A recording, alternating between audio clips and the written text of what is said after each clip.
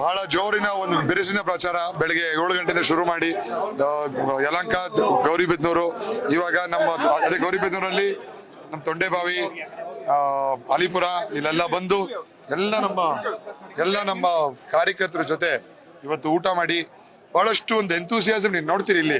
ಯಾಕಂದ್ರೆ ಇದು ground reality. ಇದು ಇಡೀ ನಮ್ಮ ರಾಜ್ಯದಲ್ಲಿ ಕಾಂಗ್ರೆಸ್ ಪಕ್ಷದ ಪರ ಒಂದು ಅಲೆ ಎದ್ದಿದೆ ಇವಾಗ.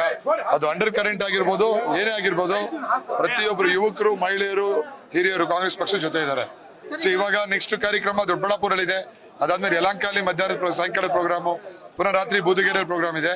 4 ಕ್ಷೇತ್ರದ ಕಾರ್ಯಕ್ರಮ ಇವತ್ತಿರೋದು.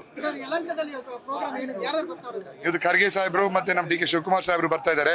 ಬಹಳಷ್ಟು ನಮ್ಮ ಸ್ಥಳೀಯ ನಾಯಕರುಗಳು, ಶಾಸಕರುಗಳು, ಮಂತ್ರಿಗಳು ಇವತ್ತು ಕಾರ್ಯಕ್ರಮ ಭಾಗವಹಿಸ್ತಾರೆ. ಸಿದ್ದರಾಮಯ್ಯ ಸಾಹೇಬ್ರು 2 ದಿನ ಬಿಟ್ಟು ಬರ್ತಾರೆ. ಪುನಃ DK ಶಿವಕುಮಾರ್ ಸಾಹೇಬ್ರು ನಾಡಿದ್ದು ಬರ್ತಾ ಇದ್ದಾರೆ.